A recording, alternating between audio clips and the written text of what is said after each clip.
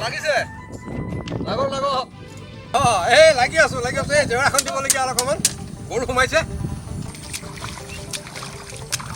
সেই তুমিতো ক'লৈ যোৱা হে মই অকণমান এই ৰাতুলৰ ওচৰৰ পৰা ৰাতুল হ'লে কামত খাবা নি দিয়ক খাই যোৱা কিনো খাবা চাহ পানী কাপানী নাই আৰু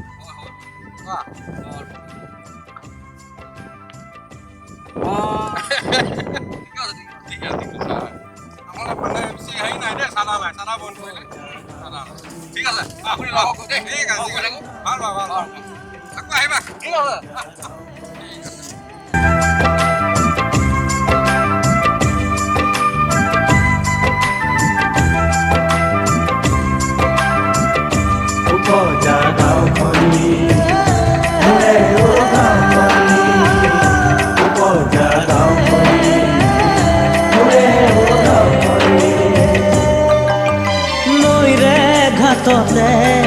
যৌবনে উমলে শুনোৱালি ৰাতুল কি কৰিছ তই ইয়াত বহি আছো যে মন চন মাৰে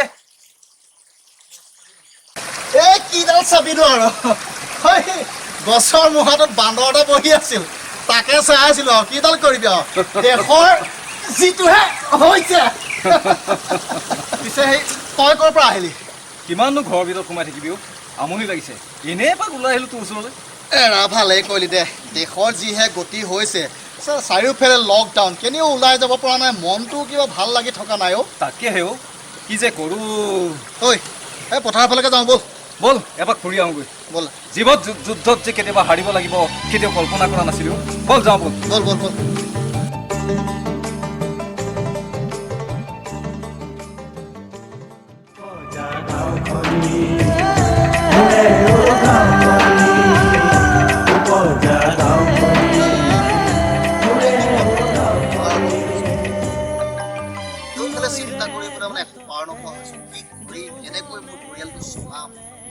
কাম বন নাই টকা পইচাৰ অভাৱ দিনে দিনে বাঢ়ি গৈ আছে এনেকুৱা হ'বই আৰু কি কৰিবি তাকে মোৰবোৰ বেয়া হৈ যায় এইবোৰ কথা চিন্তা কৰি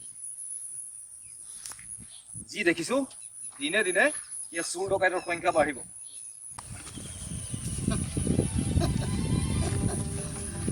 দেই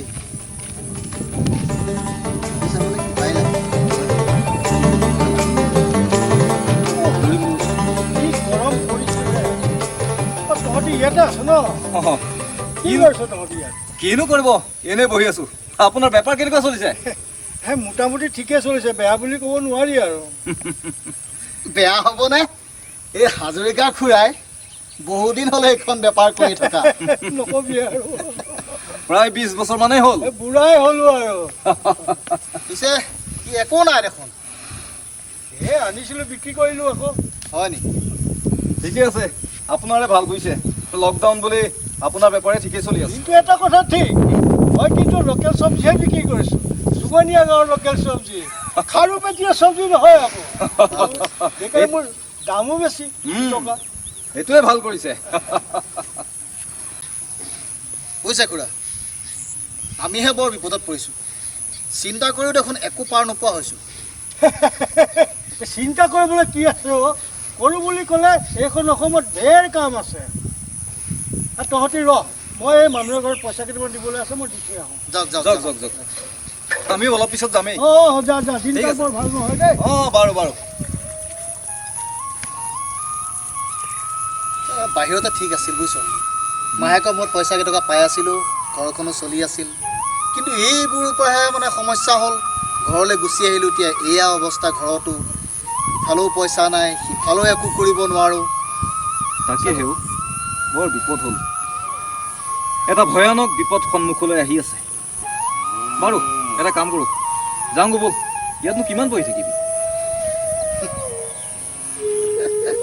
যোৱাৰ কথা কৈছ ঘৰলৈ কিবা সোমাবলৈ মোৰ মনে নোযোৱা হ'ল সোমালেই যেন মোৰ মূৰটো গৰম হৈ আহে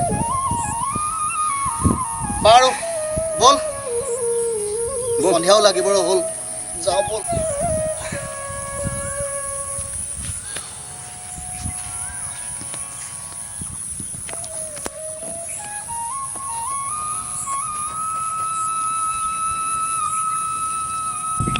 তহঁত দুটা এতিয়ালৈকে যোৱাই নাই। সেয়া যাওঁ বুলি ওলাই আহিছোঁ আৰু। যা যা যা, দিনকাল বৰ ভাল নহয়। ঠিকেই। এই হেৰি নহয়, ৰচোন অথনি যাওঁতে দেখিলোঁ তহঁত দুটাৰ মনটো বৰ মৰা, কাহিনীটো কি? হাজৰিকা খুৰা, আমিবোৰ এতিয়া অভাৱৰ বহল সাগৰত সাঁতুৰি আছোঁ। ইপাৰো নাপাওঁ সিপাৰো নাপাওঁ। অভাৱ সকলোৰে আছে, মাত্ৰ সাহসৰ প্ৰয়োজন। যদিহে সাহস থাকে অভাৱে একো কৰিব নোৱাৰে। আমাৰ লেখীয়া মানুহে কেতিয়াও এই দুখবোৰ পৰাজিত কৰিব নোৱাৰি। এৰা দুখীয়াৰ দুখ কেতিয়াও আদায় নহয়। এয়া তহঁতৰ ভুল ধাৰণা, বুজিছ?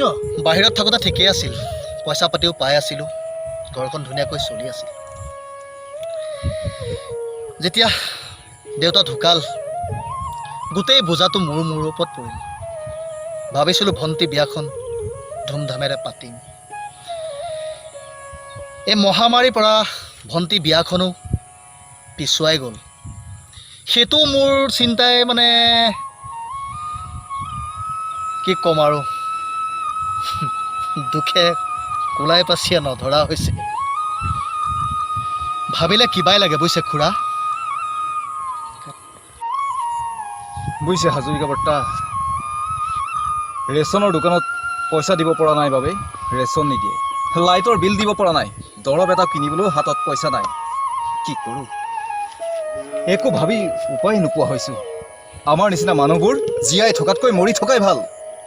নহয় অ', প্ৰত্যেক সমস্যাৰে এটা সমাধান আছে।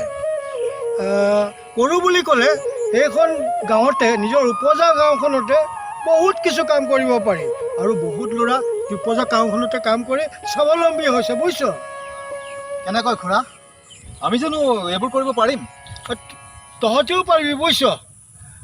খেতি কৰ, মাছ পুলি পোহ, হাঁহ কুকুৰা পোহ, স্বাৱলম্বী হ'বলৈ শিক। আজিকালি অসমীয়া ল'ৰাই চুলি কাটিছে, বুজিছ? চুলি কটাটো কোনো লাজৰ কথা নহয়। স্বাৱলম্বী হ'বলৈ হ'লে এইখিনি কৰিবই লাগিব। অসমৰ ল'ৰা উপজা গাঁওখন এৰি বাহিৰত হাজিৰা কৰিবলৈ যাব নালাগে। এইবোৰ কৰিলে নিজৰ ঘৰত থাকি আপোন মানুহখিনিৰ লগত থাকি নিজে স্বাৱলম্বী হ'ব পাৰিবি, বুজিছ? আপুনি ঠিকেই কৈছে, আমিতো এইবোৰ চিন্তা আজিলৈকে কৰাই নাই। ৰাতুল, তই কি কৱ? ঠিকেই, আমি এইবোৰ কৰিলে দেখোন বাহিৰলৈ যাবই নালাগে। নালাগে আকৌ। তহঁত দুটা অন্ততঃ কিবা এটা ভাব। তহঁতৰতো নিজৰ খেতি মাটি আছেই, কিবা এটা কৰ। তহঁতি যদি কৰ তেতিয়া চৰকাৰেও তহঁতক কিবা এটা পইচা সুবিধা দিব। ঠিকেই ঠিকেই খুৰা, তই কথা এটা ভাবিছোঁ। আমাৰতো দ মাটি আছে, সেই দ মাটিখিনিত ফিচাৰীকে খান্দিম বুলি ভাবিছোঁ। কেনেকুৱা হ'ব? ভাল হ'ব, ভাল হ'ব। ময়ো কৰিম। আমাৰ বাৰীতে থকা মাটিখিনিত মই বাম খেতি কৰিম। ময়ো দেখুৱাম স্বাৱলম্বী হৈ। বঢ়িয়া, সফল হ'বি তহঁতি। আগবাঢ়ি যা। তহঁতৰ আদৰ্শই সকলোকে অনুপ্ৰাণিত কৰিব। তহঁতৰ দুটাৰ নিচিনাকৈ যদি সকলোৱে কাম বন কৰে তেতিয়া কোনো ল'ৰা অসমৰ বাহিৰত কাম কৰিবলৈ যাব নালাগে। জিলিকি উঠিব আমাৰ উপজা গাঁওখন। এই সকলোৱে ক'ব পাৰিব গৰ্বেৰে, সেইখনে হ'ল আমাৰ উপজা গাঁও। এনে লগৰীয়াবোৰে হ'ল। তহঁতি যা, মই যাওঁগৈ। ঠিক আছে, যাওক, আমিও যাওঁ। চাই চিতি কাম বন কৰিবি। জনালো প্ৰণতি ও প্ৰীতিৰ সফুৰা মোৰ চিৰ চেনেহী ও প্ৰীতিৰ সফুৰা মোৰ চিৰ চেনেহী উপজা গাঁওখনি মোৰে ও গাঁওখনি উপজা গাঁওখনি মোৰে ও গাঁওখনি হিয়াকে উজাৰি জৰালো প্ৰণতি ও প্ৰীতিৰ সফুৰা মোৰ চিৰ চেনেহী ও প্ৰীতিৰ সফুৰা মোৰ চিৰ চেনেহী উপজা গাঁওখনি মোৰে ও গাঁওখনি উপজা গাঁওখনি মোৰে ও গাঁওখনি।